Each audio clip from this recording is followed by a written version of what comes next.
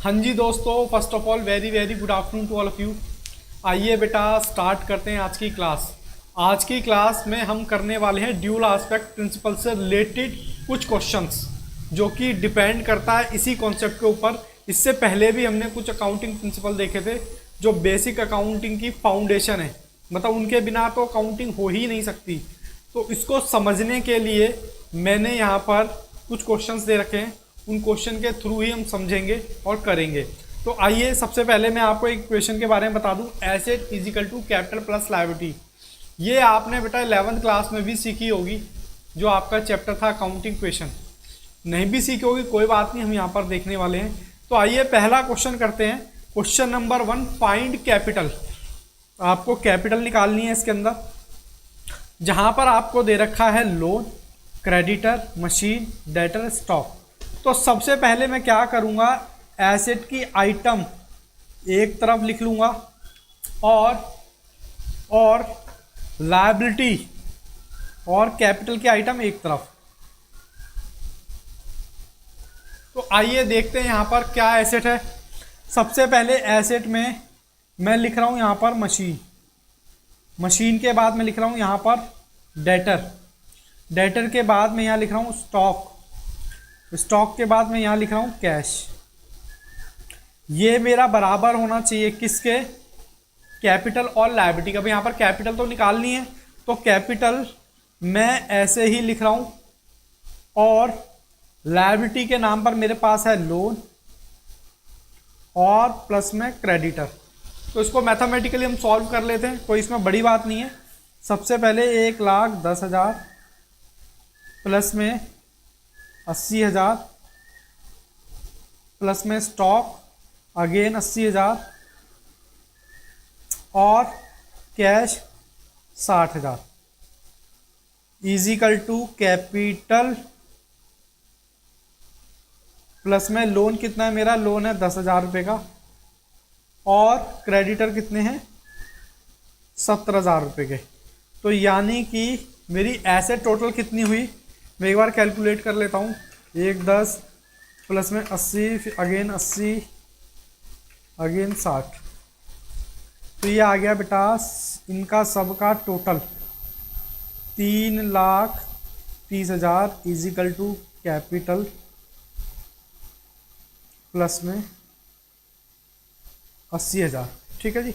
तो अब क्या करोगे आप क्या करोगे, आप निकाल लो capital equal to 330 minus 80,000 minus, तो कैपिटल आपकी कितनी आ गई, कैपिटल बेटा जी आपकी आ गई, यहाँ तक मुझे नहीं लगता किसी भी बच्चे को किसी भी टाइप की कोई दिक्कत परेशानी है। तो हमारी कैपिटल कितनी निकली, कैपिटल हमारी निकली है 2.5 लाख की। ठीक है जी, पहले क्वेश्चन की कैपिटल जो है हमारी 2.5 लाख की निकली है। तो हम आगे बढ़ते हैं, बेटा आगे। क्वेश्चन नंबर 2, क्वेश्चन नंबर 2 में आपसे कह रखा है कि ओपनिंग कैपिटल आपको दे रखी है, क्लोजिंग कैपिटल दे रखी है, प्रॉफिट निकाल दो। बहुत ही आसान क्वेश्चन है। सबसे पहले आपकी क्लोजिंग कैपिटल 26,000 माइनस 20,000, तो 26 माइनस 20, तो आपका जो प्रॉफिट है वो कितना आ गया 6,000 रुपये। आई थिंक यहाँ पर भी आपको कोई दिक्कत नहीं है। ये आपकी हो गई कैपिटल, क्लोजिंग कैपिटल, और ये आपकी हो गई ओपनिंग कैपिटल। तो सिंपल सा क्वेश्चन है, कोई बड़ी बात नहीं। आइए क्वेश्चन नंबर 3 की तरफ चलते हैं। क्वेश्चन नंबर 3 क्या कहता है, क्वेश्चन नंबर 3 कहता है आपका, कहता है एक कैपिटल आपको ओपनिंग कैपिटल दे रखी है, ड्राइंग दे रखी है और एडिशनल कैपिटल दे रखी है और क्लोजिंग कैपिटल दे रखी है। अब यहाँ पर आपसे पूछा क्या गया है, सब कुछ दे रखा है क्वेश्चन में। आपसे पूछा गया है, मैं ही आपको बता देता हूँ, आपसे पूछा गया है प्रॉफिट, कि सर आप प्रॉफिट बता दो, प्रॉफिट कितना है। अब प्रॉफिट निकालने के लिए या तो आप कैपिटल का टी शेप अकाउंट बना लो, टी शेप अकाउंट बना लो। टी शेप अकाउंट नहीं बनाना चाहते तो एक स्टेटमेंट बना लो, उसका आप प्रॉफिट का फॉर्मूला, हालांकि फॉर्मूला ही है, इसी से मैंने ड्राइव किया है। Profit is equal to closing capital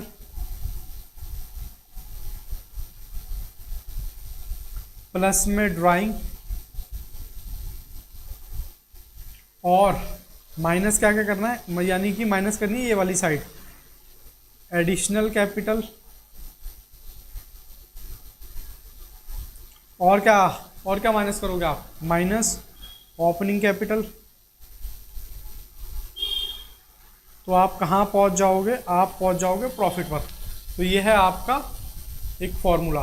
तो अब जो जो हमें दे रखा है वो पुट कर दो। प्रॉफिट इज इक्वल टू, हमें क्या याद रखिए, क्लोजिंग कैपिटल दे रखी है 25,000 प्लस में ड्राइंग माइनस में एडिशनल कैपिटल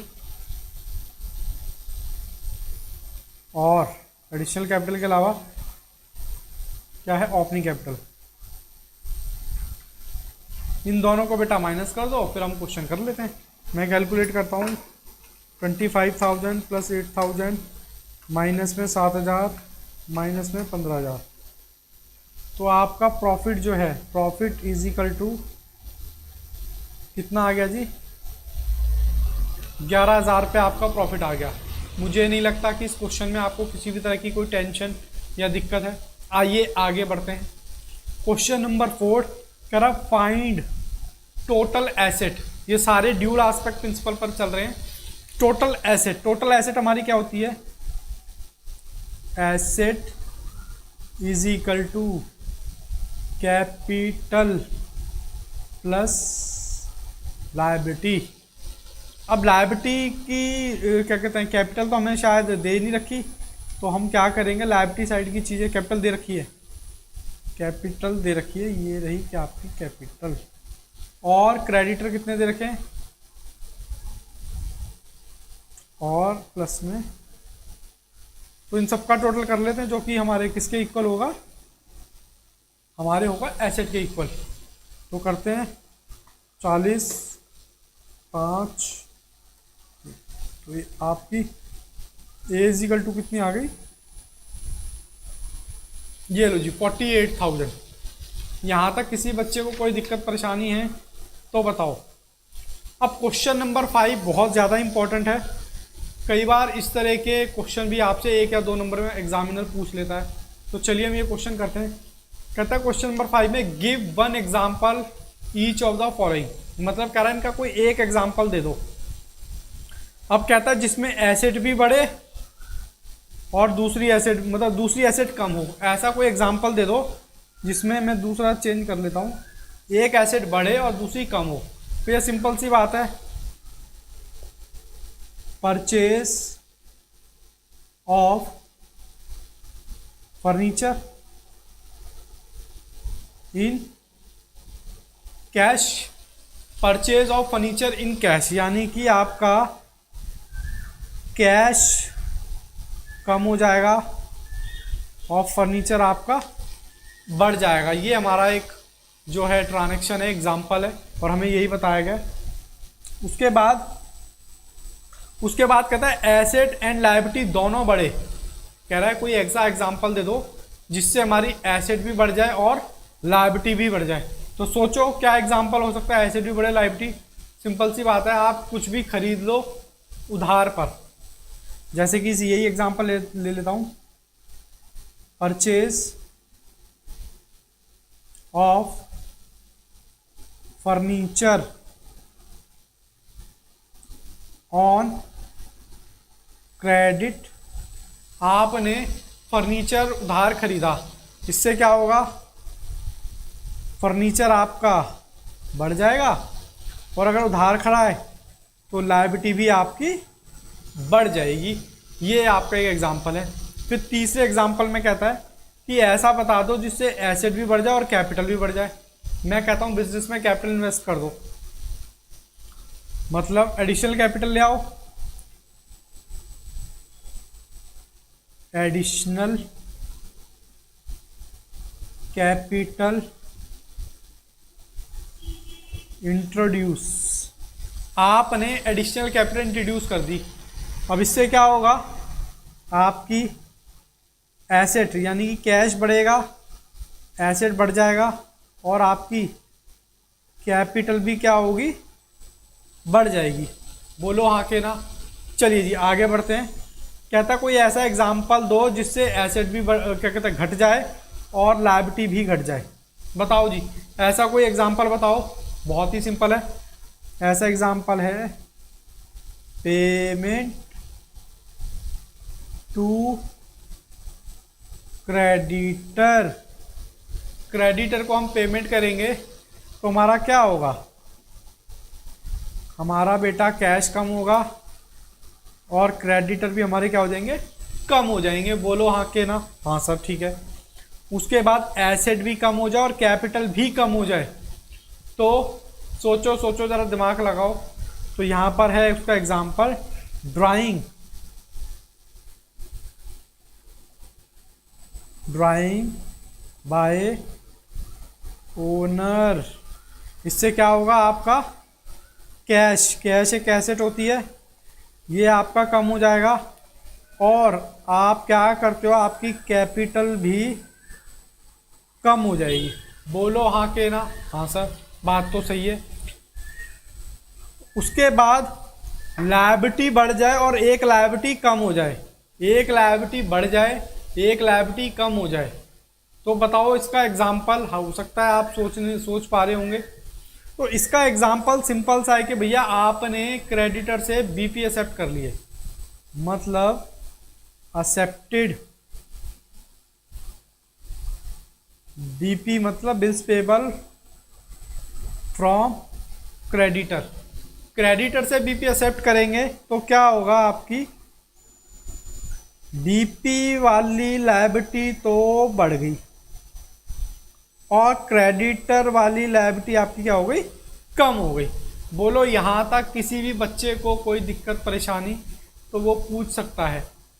उसके बाद है सेवंथ है लायबिलिटी एंड कैपिटल। कहता है लायबिलिटी कम हो जाए और कैपिटल बढ़ जाए। बताओ जी, ऐसा कोई एग्जाम्पल जो ब्रह्मांड में कोई मिल सकता है क्या? बताओ जी, लायबिलिटी हमारी क्या हो, कम हो जाए और कैपिटल हमारी बढ़ जाए।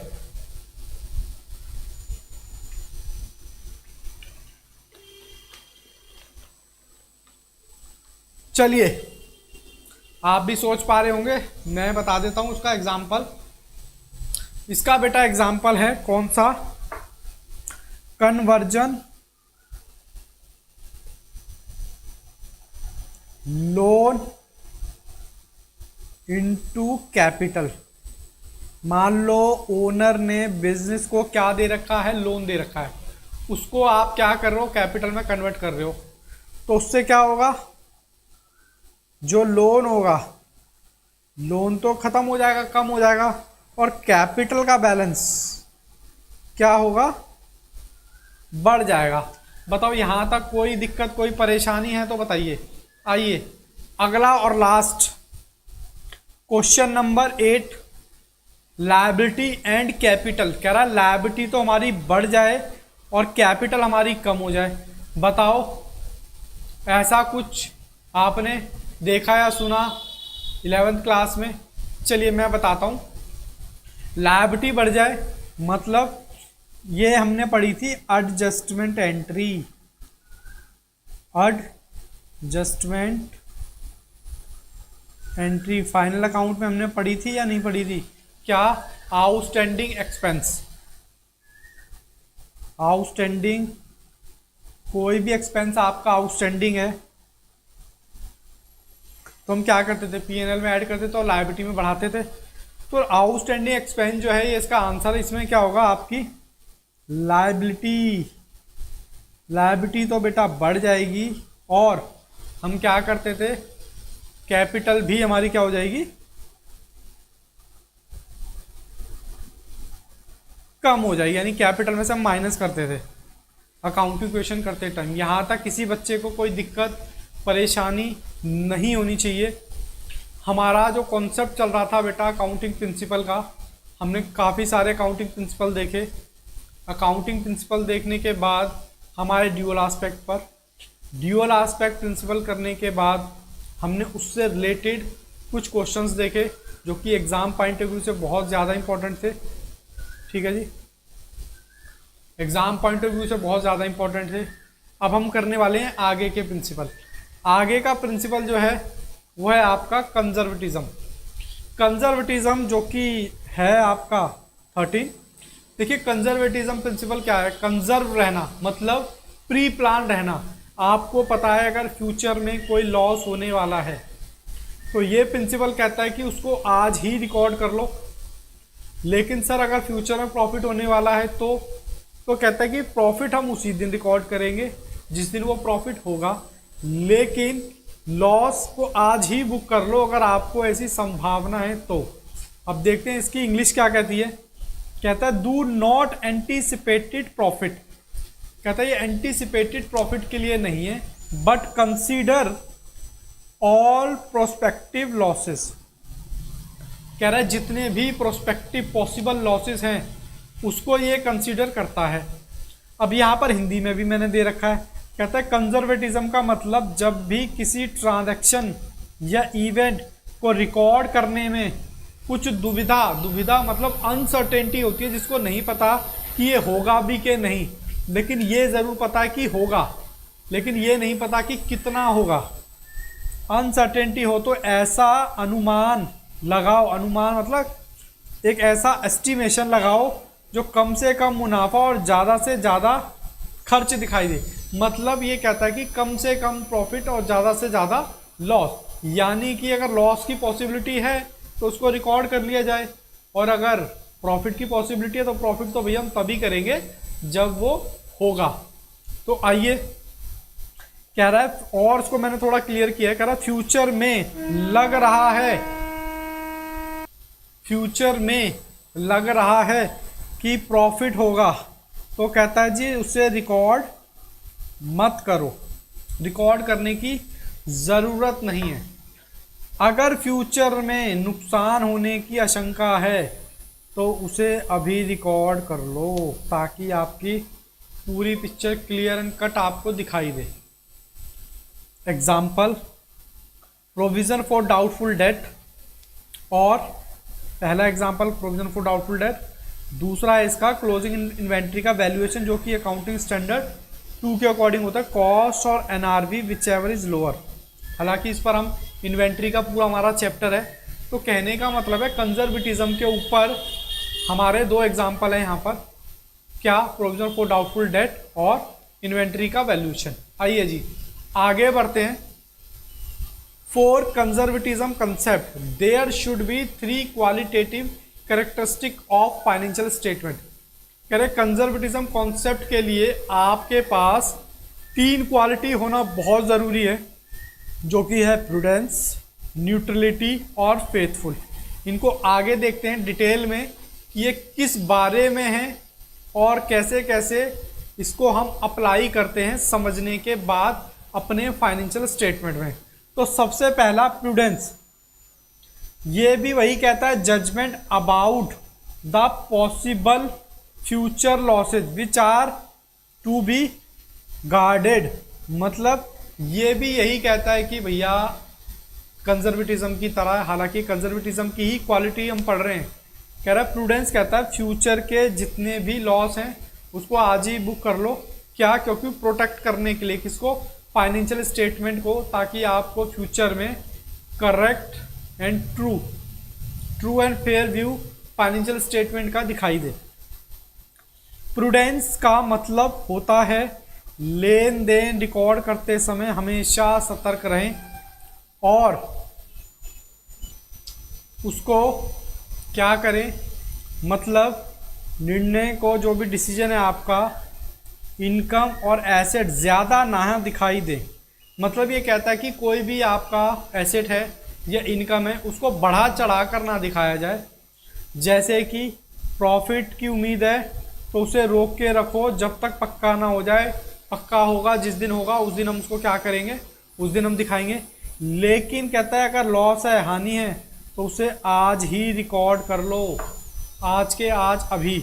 एग्जाम्पल, अगर कोई केस कोर्ट में चल रहा है और कंपनी को नुकसान हो सकता है तो प्रूडेंस कहता है इसे हानि अभी ही मान लो, मतलब आज ही मान लो, क्योंकि फ्यूचर में तो हमें हो सकता है। अगर कंपनी को बड़ा प्रोजेक्ट मिलने वाला है, ये इसका दूसरा एग्जाम्पल है, ये पहला एग्जाम्पल है। पहला एग्जाम्पल मतलब फ्यूचर में लॉस होने वाला है तो कहता है बेटा आज ही रिकॉर्ड कर लो। और अगर प्रॉफिट होने वाला है तो कह रहा है प्रॉफिट मतलब कैसे होगा, कंपनी को कोई बड़ा प्रोजेक्ट मिलने वाला है तो कहता है उसको तभी रिकॉर्ड करेंगे जिस दिन वो होगा। प्रूडेंस जब तक पक्का ना हो जाए लाभ को मत दिखाओ, ये प्रूडेंस कहता है, जो कि कंजर्वेटिज्म की हम क्वालिटी पढ़ रहे हैं। उसके बाद है न्यूट्रलिटी, इसका मतलब होता है अनबायस्ड। अनबायस्ड का मतलब निष्पक्ष। जैसे कई बार कहते हैं लोग कि सर इसकी निष्पक्ष जांच होनी चाहिए, मतलब किसी भी तरह का भेदभाव नहीं होना चाहिए, तो यहाँ पर तभी कहते हैं कि जी निष्पक्ष जांच होनी चाहिए। तो अकाउंटिंग भी क्या करेंगे, अकाउंटिंग के अंदर जो भी हमारा अकाउंटेंट होगा वो क्या करे, अकाउंटिंग करते वक्त मतलब अनबायस्ड रहे, निष्पक्ष रहे, किसी के फेवर में या अनफेवर में ना रहे, मतलब फेवर में ना रहे। ठीक है, तो अकाउंटिंग में ऐसा कोई डिसीजन ना लेना जिससे किसी एक पक्ष को फायदा या नुकसान, देखो हम फायदे की भी बात कर रहे हैं और नुकसान की भी बात कर रहे हैं, मतलब फायदा भी नहीं पहुंचाना और नुकसान भी नहीं पहुंचाना। सारी एंट्रीज निष्पक्ष होनी चाहिए। निष्पक्ष तरीके से आप बुक में एंट्री करो, ये नहीं कि आपने ड्राइंग की एंट्री नहीं की, आपने किसी को क्रेडिटर की एंट्री नहीं की, कुछ भी नहीं, न्यूट्रल, मतलब जो है जैसा है वैसे दिखाओ। यानी ना ज्यादा प्रॉफिट दिखाओ, ना जानबूझकर कम दिखाओ, जो जैसा है सच है मतलब वैसा ही दिखाओ, ना डर के ना लालच में। जब आप सीए बन जाएंगे, ऑडिटिंग करेंगे, तो वहाँ पर भी एक इंडिपेंडेंस का कॉन्सेप्ट आएगा कि आप जो ऑडिट कर रहे हैं वो इंडिपेंडेंट है या नहीं। चलिए जिसका तीसरा पॉइंट हम पढ़ते हैं, इसका एग्जाम्पल भी यहाँ पे मैंने दे रखा है। फॉर एग्जाम्पल न्यूट्रलिटी को समझने के लिए कहता है किसी कंपनी से किसी ग्राहक से 1 लाख लेना है, मतलब आपका डेटर है। ये कौन है जी, आपका डेटर। आपको लग रहा है कि 5,000 रुपये नहीं मिलेंगे, ठीक है जी। अगर आपको डर के मारे 20,000 का प्रोविजन बना दोगे, भाई 20,000 का बनाने की क्या जरूरत है, आपको लग रहा है 5,000 रुपये नहीं मिलेंगे तो 5,000 की बात करो ना, 20,000 की क्यों बात कर रहे हो। तो न्यूट्रल नहीं, यह कह रहा है न्यूट्रल नहीं है, ज्यादा हानि दिखा रहा है, मतलब ज्यादा लॉस दिखा रहा है। क्यों, क्योंकि आपने 20 का बना दिया। और अगर आप कुछ भी प्रोविजन नहीं बनाओगे वो भी गलत है। मतलब निष्पक्ष रहना है, न्यूट्रल रहना है, ना ज्यादा ना कम। तो ये न्यूट्रल नहीं है। कह रहा है आपने क्या कर दिया, प्रोविजन ही नहीं बनाया, या फिर ज्यादा बना दिया या कम बना दिया। फिर कहता है न्यूट्रल क्या होगा, कह रहा है आपका जो जितना बनता है उतना ही बना दो, ना ज्यादा ना कम, जैसा है वैसा ही दिखाओ, ना बढ़ा चढ़ा कर दिखाओ ना कम पर दिखाओ। आइए जी आगे बढ़ते हैं।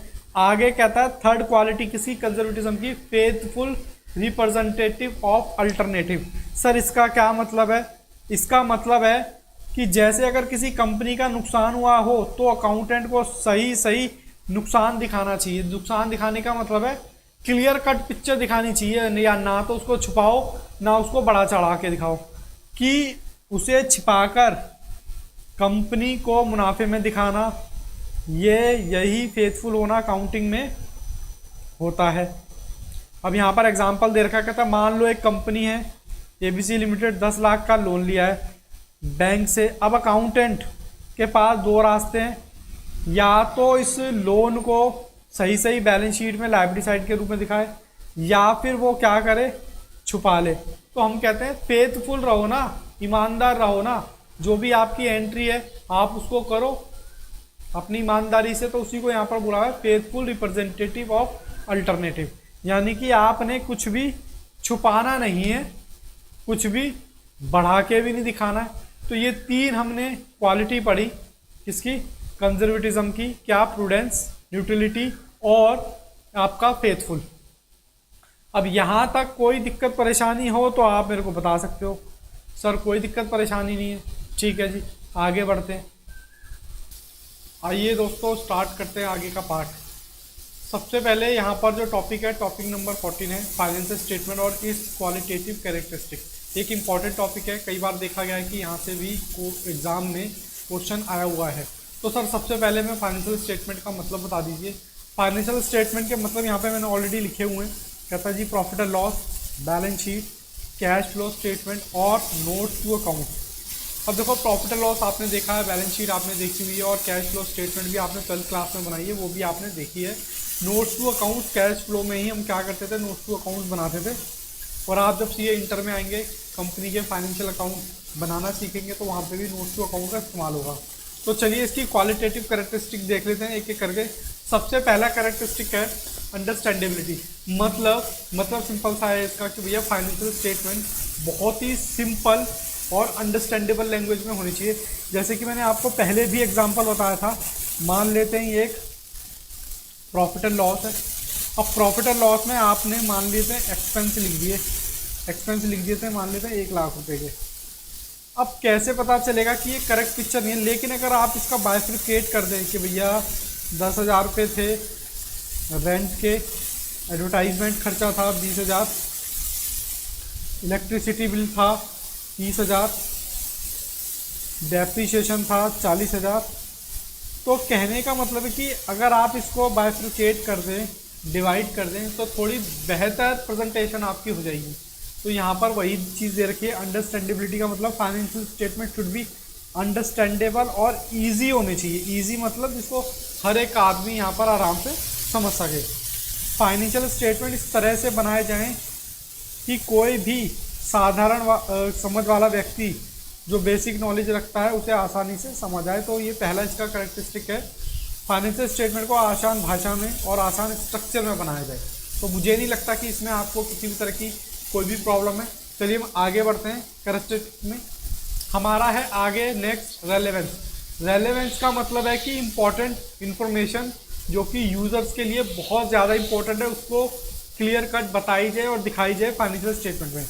तो relevant financial statement must provide useful information to users हमने पढ़े थे। वो जानकारी काम की है वही दिखानी चाहिए, बेकार या फालतू की जानकारी स्टेटमेंट में नहीं भरनी चाहिए। और यहाँ पर मैंने एक एग्जांपल भी दे रखा है कि एग्जांपल से समझते हैं। मान लो एक इन्वेस्टर है, किसी कंपनी के शेयर खरीदना चाहता है, तो वो कंपनी की करंट पोजीशन देख ले, करंट प्रॉफिट देख ले, तो उससे उसको उसकी पोजीशन पता चल जाएगी। लेकिन अगर वो डायरेक्टर की रिपोर्ट देखे और अलग डॉक्यूमेंट देखे तो उससे कोई बेनिफिट होने वाला नहीं है। अगर फाइनेंशियल स्टेटमेंट कंपनी के पिछले सालों का प्रॉफिट और लॉस साफ दिखाई दिए गए तो यह रेलेवेंट इन्फॉर्मेशन हो सकती है, क्योंकि इससे इन्वेस्टर की कंपनी की परफॉर्मेंस समझ आई। लेकिन अगर 10 साल पुराने वही डायरेक्टर की रिपोर्ट, स्पीच, डिटेल, मिनट्स जो क्या होगा इररेलेवेंट होगा, तो क्या है उससे डिसीजन मेकिंग में किसी भी तरह की कोई भी मदद नहीं मिल पाएगी। तो यहाँ रेलेवेंस है। रेलेवेंस मतलब सिर्फ जो काम की चीज़ें वही दिखाओ, अदरवाइज को मत दिखाओ। आगे बात करते हैं बता रिलायबिलिटी की। रिलायबिलिटी मतलब भरोसेमंद, मतलब जो आप अकाउंटिंग कर रहे हैं क्या उसका कोई प्रूफ है, क्या उसका कोई वैलिड एविडेंस है। जब आप सीए इंटर में आ जाएंगे तो एक सब्जेक्ट होगा आपका ऑडिटिंग। तो ऑडिटिंग में आप यही सब पढ़ोगे कि भैया इसकी ऑडिटिंग कैसे की जाए और कैसे एविडेंस कलेक्ट किए जाए, ताकि हमें पता चल सके कि हमारी जो फाइनेंशियल स्टेटमेंट है ट्रू एंड फेयर है। चलिए आइए रीड करते हैं। Reliability, financial statement should be free from bias, मतलब किसी भी तरह की कोई भी यहाँ पर दिक्कत नहीं होनी चाहिए फाइनेंशियल स्टेटमेंट में।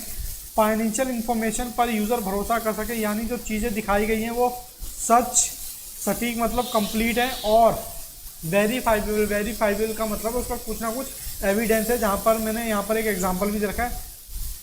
अगर कोई इन्फॉर्मेशन राइबल है तो यूज़र उसे देखकर कॉन्फिडेंटली डिसीजन ले सकते हैं। मान लो एक कंपनी में 5 लाख का नया ट्रक खरीदा। अब नया ट्रक खरीदा होगा तो उसका कुछ इनवॉइस, बिल, कुछ ना कुछ तो होगा ही ना आपके पास। तो अगर अकाउंटेंट उस ट्रक की खरीद का बिल, पेमेंट आदि का रिकॉर्ड करते हैं जो कि इन्फॉर्मेशन राइबल है, क्योंकि उसके पास एविडेंस है, लेकिन अकाउंटेंट उसको सिर्फ अंदाजे से रिकॉर्ड करे तो कह रहा है कि वो रिलायबिलिटी नहीं होगा, वो अनरिलायबल माना जाएगा। तो कहने का मतलब है आप जो अकाउंटिंग कर रहे हैं उसका फुल प्रूफ होना चाहिए आपके पास, अदरवाइज क्या है वो अनरिलायबल माना जाएगा। तो ये भी क्या है एक कैरेक्टरिस्टिक है आगे बढ़ते कंपेरेबिलिटी। कंपेरेबिलिटी का मतलब है कंपेयर करना खुद से या किसी दूसरे से। जैसे कि आप भी कंपेयर करते हो ना, हालांकि कंपैरिजन करना खुद का बहुत गलत बात होती है, लेकिन हम यहाँ पर फाइनेंशियल स्टेटमेंट के कंटेक्स्ट में बात कर रहे हैं कि कंपेरेबिलिटी का मतलब है किसी कंपनी को दूसरी कंपनी से कंपेयर किया जा सके, और खुद के साथ भी और अलग कंपनी के साथ भी। Comparability, user can be compare financial statement. Inter comparison, inter का मतलब खुद से, या फिर इंट्रा, इंट्रा मतलब किसी बाहर की कंपनी से भी आप उसका कंपैरिजन कर सकते हो। फाइनेंशियल स्टेटमेंट को इस तरह से बनाया जाए कि एक कंपनी की अलग अलग सालों की रिजल्ट की तुलना में कंपैरिजन किया जा सके, अलग अलग कंपनियों के रिजल्ट की तुलना भी की जा सके। मतलब जो यूजर्स है, जैसे कि इन्वेस्टर, बैंकर, एनालिस्ट, वो एक कंपनी को दूसरी कंपनी, एक साल को दूसरे साल से कंपेयर कर सके। तो ये भी एक इसका क्या है, फीचर है, मतलब एक खासियत है फाइनेंशियल स्टेटमेंट की कि ये उसमें होनी चाहिए। आगे पढ़ते हैं मटेरियलिटी। मटेरियलिटी का मतलब क्या है? मटेरियलिटी का मतलब है कि हम जो इम्पोर्टेंट चीज़ें दिखा रहे हैं वो फ्री फ्रॉम मटेरियल हो। मटेरियल का मतलब इम्पोर्टेंट चीज़ें, मतलब जिसका इम्पैक्ट जो है फाइनेंशियल स्टेटमेंट पे आए। जैसे कि मान लेते हमने जब मटेरियलिटी कॉन्सेप्ट पढ़ा था तो उसमें हमने क्या देखा था कि कुछ चीज़ें एक व्यक्ति के लिए मटेरियल हो सकती है, हो सकता है दूसरे व्यक्ति के लिए मटेरियल ना हो। मान लेते हैं अंबानी साहब हैं, उनके 1000 रुपये खो गए तो वो उनके लिए मटेरियल नहीं है, और आपके खो गए तो आपके लिए 1000 रुपये आज की डेट में बहुत बड़ी बात है। तो आपके लिए 1000 रुपये मटीरियल होगा, लेकिन अंबानी के लिए वो मटीरियल नहीं होगा। तो आइए देखते हैं, ये हम पहले भी देख चुके हैं। Information is material if miss statement could be influence economic decision of users. मतलब मटेरियलिटी का मतलब है ऐसी गलतियाँ जो यूजर्स के डिसीजन को प्रभावित कर सके, इम्पैक्ट कर सके, वो क्या मानी जाएगी, मटेरियल। और जो डिसीजन लेने में इम्पॉर्टेंट नहीं है तो वो मानी जाएगी इममटीरियल। तो यहाँ पर फाइनेंशियल स्टेटमेंट में सिर्फ वही इंफॉर्मेशन शामिल करनी चाहिए जो इम्पॉर्टेंट हो, उससे किसी यूजर्स का डिसीजन बदल सकता हो। मान लो एग्जांपल मैंने यहाँ पे दे रखा है, किसी कंपनी के पास 10 करोड़ की कुल एसेट है।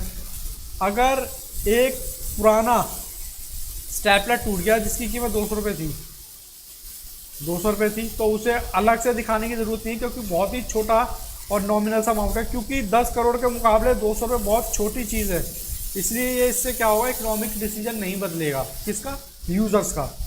और इममटीरियल क्या है, लेकिन अगर कोई मशीनरी है 50 लाख की है, यानी कि 10 करोड़ में 50 लाख की मशीन खरीद होगी, तो उसको प्रॉपरली डिस्क्लोज करना पड़ेगा, क्योंकि वो मटेरियल मानी जाएगी, जिससे वो डिसीजन जो है यूजर्स का बदल सके। आइए बेटा आगे बढ़ते हैं।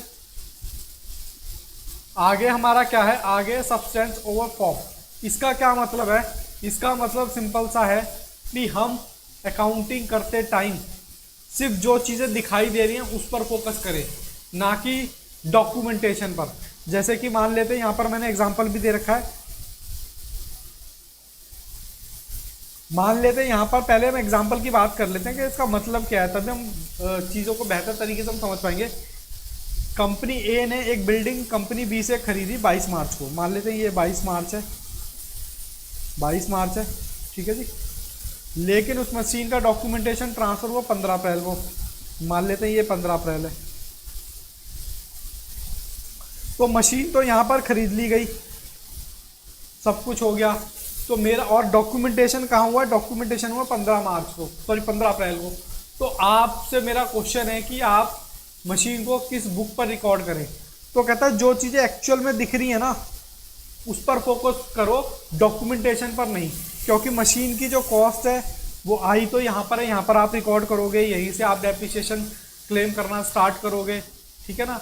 जो भी चीज़ें करना है सारा कुछ यहीं से करेंगे। तो ये तो सिर्फ दिखाने के लिए आपका डॉक्यूमेंटेशन हुआ है।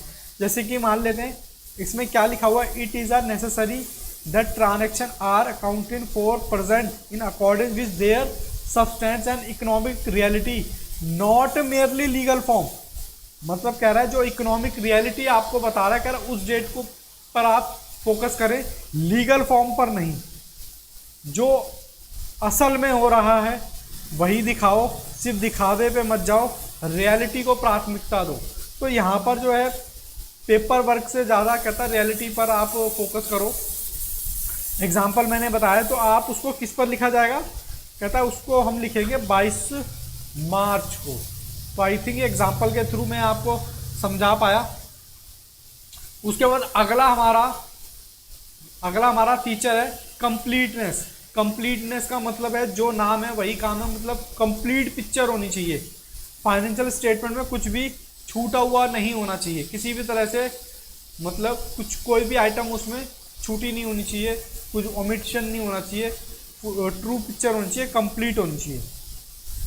अकाउंटिंग में कंप्लीटनेस का मतलब है किसी भी फाइनेंशियल स्टेटमेंट में सारी जानकारी पूरी तरीके से दर्ज होनी चाहिए, कोई भी ट्रांजैक्शन छूटी ना हो और छुपाई गई ना हो। एक एग्जांपल से समझते हैं। मान लीजिए कंपनी ने साल भर ये काम किए, मतलब 10 लाख की सेल की, 2 लाख के एक्सपेंस किए, 1 लाख का लोन लिया। अब अगर अकाउंट सिर्फ सेल्स दिखाना, खर्चा दिखाए लेकिन लोन का जिक्र ना करे, तो कहता है कि ये दिखा दे, ये दिखा दे, ये ना दिखाए, तो कहता है जी ये कंप्लीट पिक्चर आपकी नहीं होगी। तो कहता है कि वायलेशन होगा किसका, कंप्लीटनेस का। तो कहने का मतलब है कोई भी चीज़ आपकी रह ना जाए, उसी के ऊपर ही हमारा क्वेश्चन है। फाइनेंशियल स्टेटमेंट क्या मानेंगे, अधूरी मानी जाएगी, जो कि एक महत्वपूर्ण ट्रांजैक्शन है लोन की, जो आप क्या कर दी है, आपने छोड़ दी है। तो आई होप कंप्लीटनेस में भी ज़्यादा नहीं था। अब हम आगे बढ़ते हैं। अब जब हम आगे बढ़ेंगे, हमारा ऑलमोस्ट बेटा चैप्टर कंप्लीट हो चुका है। अब मैं बात करूंगा आपसे किसकी, अब मैं बात करूंगा आपसे आईसीआई के क्वेश्चंस की। तो आईसीआई के क्वेश्चन हम करते हैं आगे। आइए जी, अब करते हैं हम आईसीआई के ट्रू एंड फॉल्स। हमने पूरा चैप्टर पढ़ लिया है। अब हम क्या करेंगे, थोड़ा सा यहाँ पर आईसीआई के क्वेश्चन देखेंगे, जो कि पहला क्वेश्चन आपका ट्रू एंड फॉल्स। यहाँ पर अगर आपने चैप्टर ध्यान से किया है तो ये आप कहीं ना कहीं आप कंफर्ट मोड में होंगे, लेकिन अगर आपने चैप्टर ध्यान से नहीं किया है तो थोड़ी सी माइंड की एक्सरसाइज यहाँ पर ज़्यादा होगी। तो चलिए करते हैं। यहाँ पर सबसे पहला जो ट्रू फॉल्स है वो कहता है सबसे पहला जो है आपका यहाँ पर सबसे पहला कॉन्सेप्ट क्या कहता है, कहता है the concept help in keeping business affair free from influence of personal affair of owner is known as matching concept. भैया ओनर और बिजनेस अलग अलग होते हैं। किस कॉन्सेप्ट में पढ़ा था हमने, ओनर और बिजनेस अलग अलग होते हैं, मेरे को बताओ। सर हमने पढ़ा था मैचिंग कॉन्सेप्ट में। मैचिंग कॉन्सेप्ट में जी नहीं, हमने पढ़ा था बिजनेस एंटिटी कॉन्सेप्ट के अंदर। कॉन्सेप्ट या प्रिंसिपल एक ही बात है। तो ये हमारा क्या हो गया, ये हमारा हो गया फॉल्स, क्योंकि ऐसा कहने के लिए मैचिंग कॉन्सेप्ट नहीं कहता सर, बिजनेस एंटिटी हमारा क्या कहता है, कॉन्सेप्ट कहता है। फिर कहता है entity concept mean that enterprise is liable to the owner for capital as a investment made by the owner. कहता है कौन सा प्रिंसिपल कहता है कि कैपिटल जो है एज अ लायबिलिटी दिखाई जाती है, कहाँ पर, बिजनेस में। बताइए जी कौन सा कहता है, तो क्या ये सही है। तो ये प्रिंसिपल कहता है एंटिटी मतलब बिजनेस एंटिटी प्रिंसिपल या कॉन्सेप्ट ये कहता है। तो ये आपका क्या है बेटा, ये है आपका ट्रू। चलिए जी ये ट्रू हो गया। उसके बाद आगे करते हैं क्या कहता है, थर्ड कहता है accrual means recognition as a money is receive और paid not of revenue and cost they are earn. अब बताओ अक्रूअल क्या कहता है। अक्रूअल तो भैया मतलब ये कहता है कि भैया रिसीव मनी, रिसीव हो या पेड हो तभी उसको रिकॉर्ड किया जाएगा, तब नहीं करेंगे जब वो अर्न हो। ऐसा तो गलत है, ये तो कैश बेसिस बोलता है आपका। कैश बेसिस में आप क्या करते हो, रिसीप्ट और पेमेंट का करते हो, लेकिन एक्चुअल बेसिस में आप क्या करते हो, अर्न बेसिस पर और ऑकरेंस बेसिस पर। तो ये भी आपका क्या हो गया बेटा, ये भी आपका हो गया फॉल्स। ठीक है जी, आगे पढ़ते हैं। फोर्थ कहता है the conservatism concept state that no change should be counted unless has materialise. Materialise का मतलब होता है रियलाइज करना, रियलाइज्ड। अब यहां पर कहता है कंजर्वेटिज्म क्या कहता है, नो चेंज होना चाहिए। क्या होना चाहिए आप बताओ, मतलब किसकी ये डेफिनेशन दे रखी है सर? ये दे रखी है, हमने जो डेफिनेशन जो पढ़ी थी कंजर्वेटिज्म की डेफिनेशन तो कुछ और है, हमने पढ़ी थी राइजेशन के बारे में। बोलो हाँ के ना? हाँ सर, राइजेशन की डेफिनेशन अगर आप देखेंगे हमने लिखी हुई है, उसमें आपको और ज़्यादा क्लैरिटी आएगी। ठीक है जी, चलिए जी आगे बढ़ते हैं। आगे क्या है? Question number 5। क्वेश्चन नंबर 5 क्या कहता है? कहता है, अच्छा हमने ये लिख लिया ट्रू है फॉल्स है, ये बेटा हमने लिखा नहीं था, ये हमारा क्या है? फॉल्स। चलिए जी आगे बढ़ते हैं। The concept of consistency implies non flexibility as a not to allow introduction of improved method of accounting।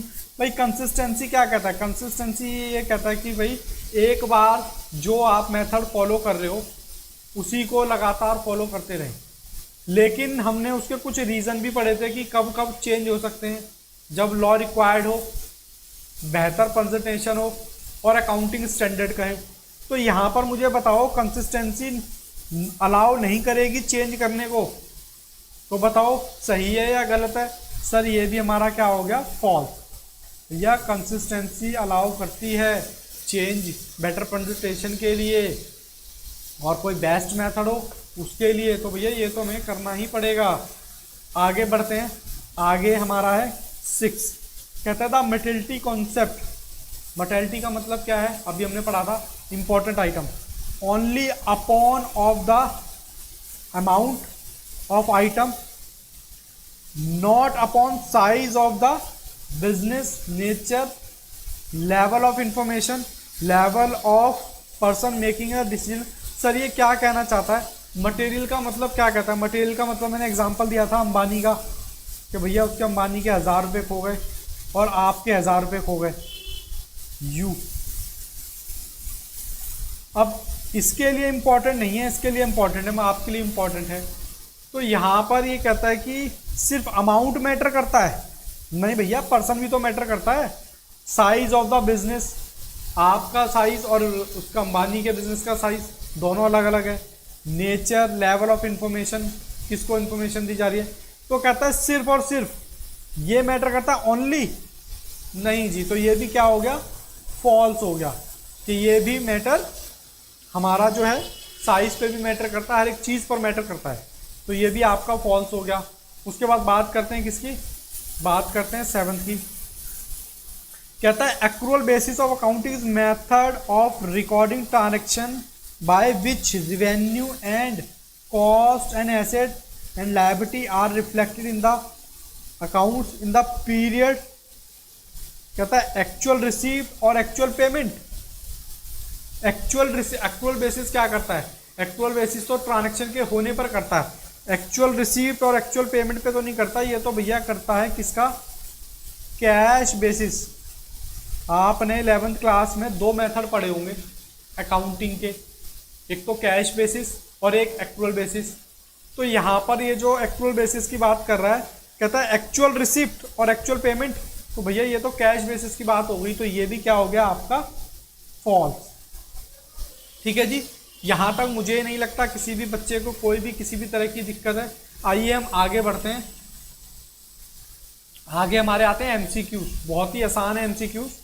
देखिए, all the following items are classify as a fundamental accounting assumption except. कहता है सब कुछ fundamental accounting assumption है, हमने CAG पढ़ी थी। CAG मतलब कंसिस्टेंसी, एक्रूअल और गोइंग कंसर्न। कह रहा है इनमें से कौन सी नहीं है, तो सी आ गई, ये आ गई, बिजनेस एंटिटी नहीं है, तो हमारा यही आंसर हो गया। कहता है 2 primary qualitative characteristic of financial statement. हमने फाइनेंशियल स्टेटमेंट के कुछ क्वालिटेटिव कैरेक्टरिस्टिक पढ़े थे, जिसमें से 4 स्टार्टिंग के मैंने बताया था बहुत ज़्यादा इंपॉर्टेंट है। तो उन्हीं 4 को आप देख लो, उन 4 में आप देखोगे मैंने लिखवाए हुए हैं, तो आंसर आपका हो जाएगा बी। ठीक है जी, चलिए आगे बढ़ते हैं। आगे बढ़ते हैं। कहता है Kanika enterprise follow written down value method depreciating machinery year after year due to. बताइए, ये मुझे आपसे चाहिए। ये तो सिंपल सा है, कंसिस्टेंसी। जब भी कंसिस्टेंसी का मतलब आता है तो हम क्या करते हैं? मेथड को यूज़ करते हैं ईयर टू ईयर, जब तक कि उसको चेंज करने के लिए ना कहा जाए, जब तक अकाउंटिंग स्टैंडर्ड ना कहे, जब तक लॉ ना कहे, या जब तक बेहतर प्रेजेंटेशन ना आए। ठीक है जी, चलिए अब ये कहता है फोर कहता है ए परचेज ए कार। ठीक है, ए परचेज करता है एक कार। अच्छा, ए नहीं है, A purchase a car making down payment, कहता है वो 1 लाख रुपए डाउन पेमेंट करता है और साइन करता है 4 लाख का बीपी। कहता है इससे क्या होगा, कहता है टोटल एसेट हो जाएगी, टोटल एसेट इंक्रीज, एसेट तो हमारी बढ़ रही है 5 लाख की, लेकिन साथ में 1 लाख की कम भी हो रही है, कैश कम हो रहा है और लायबिलिटी भी बढ़ रही है। तो हमें सबसे बेस्ट ऑप्शन यहाँ से चूज करना है। कहता है टोटल लायबिलिटी इंक्रीज बाय कितनी, 4 लाख। ये भी बात सही है, लायबिलिटी भी तो हमारी इंक्रीज हुई है। अब तीसरा पढ़ते हैं।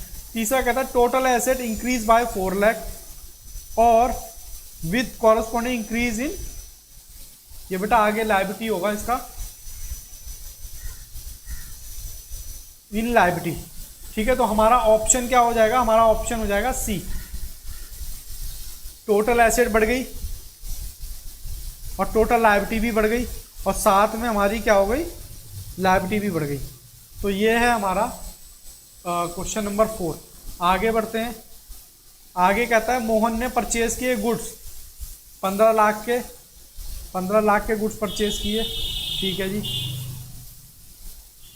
कह रहा है 4/5 और 1/5, कहता है 4/5 सोल्ड कर दिया आपने कितने के, 18 लाख रुपए के। ठीक है, एंड मेट, कह रहा है उसके एक्सपेंस हमारे कितने हुए, 2.5 लाख रुपए के।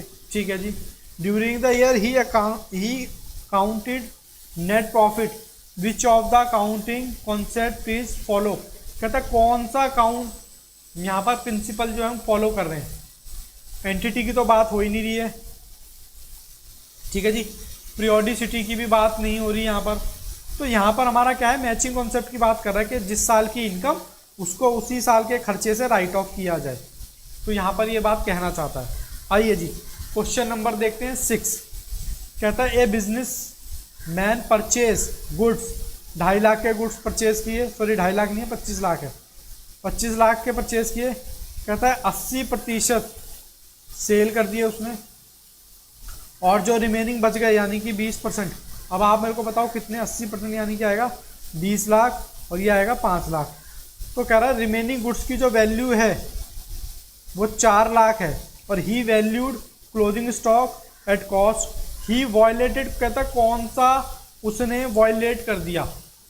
एक बार दोबारा रीड कर लेते हैं। कहता है market value of the remaining stock 4 lakh की, he valued closing stock at cost करना चाहिए, लेकिन उसने वायलेट कर दिया कौन सा, तो मनी मेजरमेंट तो मान ही नहीं सकते। आइए जी, तो बताइए कौन सा प्रिंसिपल वायलेट किया है, कंजर्वेटिज्म भी नहीं हो सकता। तो हमारा कौन सा होगा 6 का आंसर, कॉस्ट कॉन्सेप्ट फॉलो कर रहा है वो या नहीं। सर हमारा जो आंसर होगा वो होगा कंजर्वेटिज्म फॉलो नहीं कर रहा, क्योंकि कंजर्वेटिज्म में क्या कहता है, फ्यूचर में जो भी लॉस है उसको आज बुक कर लो। तो उसने क्या है मार्केट वैल्यू पर कर दिया है और हमारा क्या कहता है विच एवर इज लोअर। तो कहता है कौन सा प्रिंसिपल उसने वायलेट कर दिया, वायलेट उसने किया है कंजर्वेटिज्म। थोड़ा सा ध्यान से देखना इस क्वेश्चन को। आइए जी आगे बढ़ते हैं। आगे कहता है capital bought in by the proprietor is, कह रहा है कैपिटल लाने से क्या होगा, कैपिटल लाने से हमारा एसेट में कैश बढ़ जाता है और कैपिटल बढ़ जाती है। तो बताओ यहां पर कौन सा कह रहा है, इंक्रीज एसेट और इंक्रीज लायबिलिटी। अच्छा जी, उसके बाद इंक्रीज लायबिलिटी डिक्रीज, देखो ये तो डिक्रीज एसेट तो हो ही नहीं सकता, इंक्रीज एसेट और डिक्रीज लायबिलिटी ये भी नहीं हो सकता। तुम्हारा आंसर क्या हो गया, ये हो गया जी 7th का ए। यहाँ तक किसी बच्चे को कोई दिक्कत परेशानी, मुझे नहीं लगता कोई भी प्रॉब्लम है यहाँ तक किसी बच्चे को। उसके बाद आगे बढ़ते हैं 8। कहता है during the life time of an entity accounting provide financial statement in accordance with the which of the following accounting concept. बताओ जी, अकाउंटिंग पीरियड, लाइफ जो है हमने देखा था ना, पूरे बिजनेस की लाइफ छोटे छोटे पार्ट में बांट देते हैं। तो ठीक उसी तरीके से। तो ये तो बहुत सिंपल था अकाउंटिंग पीरियड। आगे बढ़ते हैं। आगे है आपका नाइन्थ क्या कहता है? कहता है एक concept that a business enterprise will be not be liquidate.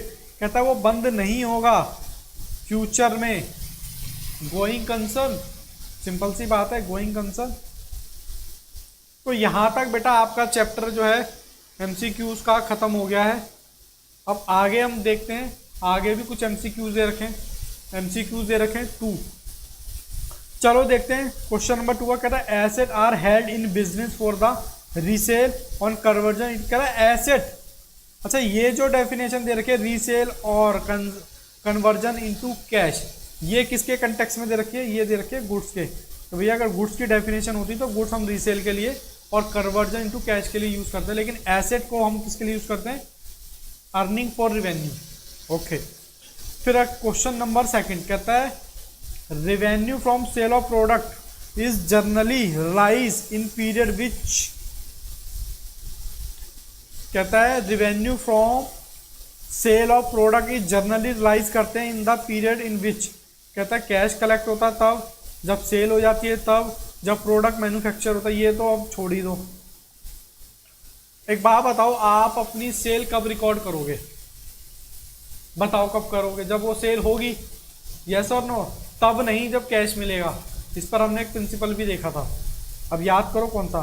तो हमारा आंसर क्या हो गया? आंसर हो गया बी। आगे बढ़ते हैं। आगे कहता है the cost concept, the concept of conservatism when apply to the balance sheet result in. देखो कंजर्वेटिज्म क्या कहता है? जब आप अपना स्टॉक का वैल्यूएशन करते हो, स्टॉक का वैल्यूएशन करते हो बैलेंस शीट में, तो स्टॉक का वैल्यूएशन क्या करते हो? अंडर करते हो, ओवर करते हो? सर हम अंडर करते हैं। तो बैलेंस शीट में अगर स्टॉक आपने अंडर कर रखा है तो बैलेंस शीट पर क्या फर्क पड़ेगा? ओवर स्टेट होगी, ओवर स्टेट कैपिटल होगी या अंडर स्टेट होगी? बताओ, सोच के बताओ। अगर स्टॉक का वैल्यूएशन आप लोअर पे करोगे तो ये आपका ऑप्शन हो जाएगा, अगर आप लोअर पे करते हो तो कम पर, तो अंडर स्टेटमेंट ऑफ एसेट हो जाएगा। अब आगे बढ़ते हैं। क्वेश्चन नंबर 4 कहता है जी decrease in the amount of trade payable. Trade payable को कम कर दोगे, यानी कि मैं कहता हूँ क्रेडिटर आपके कम हो गए, तो कहता है इंक्रीज हो जाएगा कैश ना, कह रहा है डिक्रीज हो जाएगा। ये भी पढ़ते हैं। Decrease in bank overdraft as a account. बताओ जी इसमें कौन सा होना चाहिए? अगर आपने क्रेडिटर की पेमेंट करोगे तो जाहिर सी बात है आपका कैश भी कम होगा और क्रेडिटर भी कम होंगे। तो कहता है डिक्रीज, बेस्ट तो यही लग रहा है, decrease in bank overdraft. Overdraft की बात कर रखी है, खाली बैंक की बात करता तो बात करते। डिक्रीज इन एसेट तो आपका तीसरा ऑप्शन हो जाएगा। आइए जी आगे बढ़ते हैं। कहता है determination of expense for accounting period based on principal.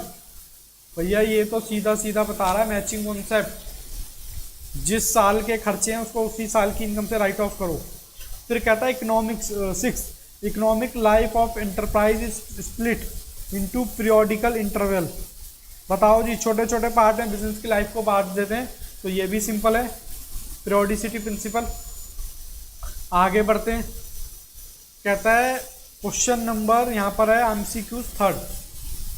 ये सारे एमसीक्यूज आपके आईसीआई के हैं। आप आईसीआई का क्या कहते हैं पीडीएफ देखोगे तो उसमें आपको मिल जाएगा, या आपके पास हार्ड कॉपी होगी तो उसमें भी आपको मिल जाएगा। कहता है if an individual asset increase their will be corresponding. कहता है कोई एसेट आपकी बढ़ती है तो क्या होगा? Increase other asset. कह रहा है अदर एसेट भी बढ़ जाएगी और कैपिटल भी बढ़ जाएगी। फिर कह रहा है decrease other asset increase other liability. तीसरा भी बेटा हम पढ़ लेते हैं। कह रहा है डिक्रीज स्पेसिफिक लायबिलिटी और डिक्रीज ऑफ कैपिटल। कह रहा है कि एसेट बढ़ती है तो उसके रिजल्ट में क्या होगा? अगर एक एसेट बढ़ती है तो ऑब्वियसली बात है दूसरी हमारी क्या होगी? Increase in liability. बोलो हाँ के ना। तो यहां पर एक बार देखते हैं, इंडिविजुअल एसेट इज इंक्रीज, कोई एसेट आपकी वीडियो, उसका रिजल्ट क्या होगा? तो कहता है डिक्रीज हो जाएगी अदर एसेट। एक एसेट बढ़ेगी तो दूसरी एसेट क्या हो जाएगी? कम हो जाएगी। और ये भी हो सकता है कि आपकी एक एसेट बढ़ी है हो सकता है आपने उधार पे खरीदी हो तो दूसरी लायबिलिटी भी बढ़ जाएगी। तो आपका ऑप्शन कौन सा हो गया? ऑप्शन हो गया बी। फिर कहता है purchase of machinery for cash, आपने मशीनरी खरीदी कैश में, तो आप क्या होगा, एक मशीन की एसेट बढ़ जाएगी और कैश की एसेट आपकी कम हो जाएगी। तो कह रहा है decrease total asset, increase total asset, कह रहा है ये डिक्रीज हो जाएगी, नहीं इंक्रीज हो जाएगी। कहता है रिमेन अनचेंज, एक बढ़ेगी दूसरी कम होगी, तो क्या हो जाएगा, नो चेंज। तो ये हो जाएगा आपका। आगे एक और क्वेश्चन रहता है हमारा, कह रहा है consider the following data pertaining of alpha limited. कह रहा है आपकी 10 लाख की मशीन है, इंस्टॉलेशन चार्ज लगा दिए तो साहब 11 लाख की हो गई, मार्केट वैल्यू हो गई आपकी कितनी, 12 लाख। कह रहा है why finalising the annual account if the company values machinery eight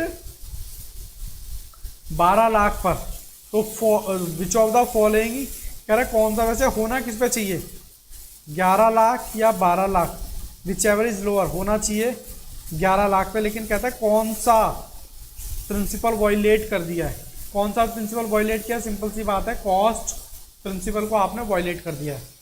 तो यहाँ तक आपका क्या कहते हैं एमसीक्यूज फिनिश हो गए। कुछ थ्योरेटिकल क्वेश्चन भी आपके आईसीए के दे रखे हैं। कहता है फंडामेंटल अकाउंटिंग एजम्पशन पे नोट लिख दो, सीएजी हमने लिखवा रखे हैं, पीरियोडिसिटी और अकाउंटिंग कन्वेंशन। कह रहा है डिफरेंस बता दो किस किस में, मनी मेजरमेंट में और मैचिंग में। भैया मनी मेजरमेंट में से मनी की बात होती है, मैचिंग में जिस साल के खर्चे हैं उसको उसी साल की इनकम से राइट ऑफ करो। फिर कहता है गोइंग कंसर्न और कॉस्ट कॉन्सेप्ट, क्वालिटेटिव कैरेक्टरिस्टिक आपको ऑलमोस्ट मैं लिखवा चुका हूँ। और आगे यहाँ पर हमारा चैप्टर हो गया फिनिश। बेटा मिलते हैं नेक्स्ट पार्ट में, तब तक के लिए all the best, take care, good bye, bye.